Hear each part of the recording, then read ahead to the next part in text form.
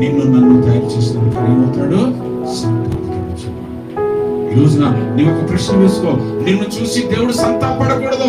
ఏం చేయాలి? సంతోషం.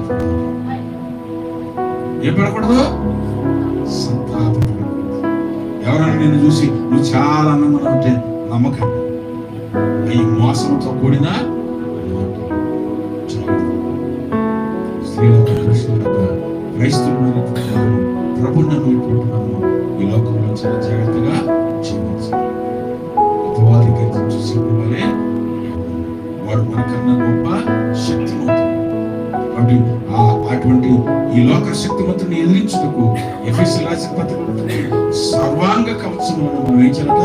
ధరించుకోవాలి. అంటే ప్రార్థనా జీవితాన్ని కలిగి ఉండాలి లేదా?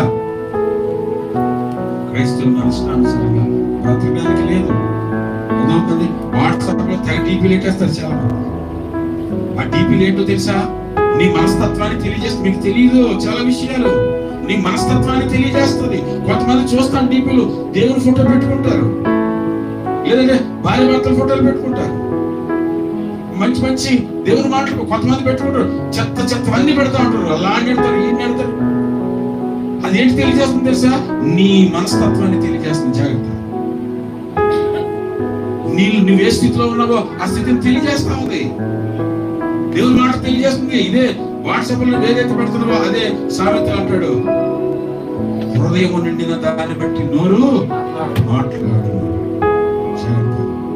క్రైస్తవులమైనటువంటి మనము మన ప్రతి ప్రవర్తన చాలా జాగ్రత్తగా ఉండాలన్నా తెలుసా? ఇతరులకు మాదిరికరంగా. పవన్ సింబల్ చేస్తాడు, ఐ లవ్ యూ సింబల్ ఎలాగా? Heart shape. అంటే నీ మనసులో ఏంటుంది? హృదయం నిండిన దాన్ని బట్టి నోరు.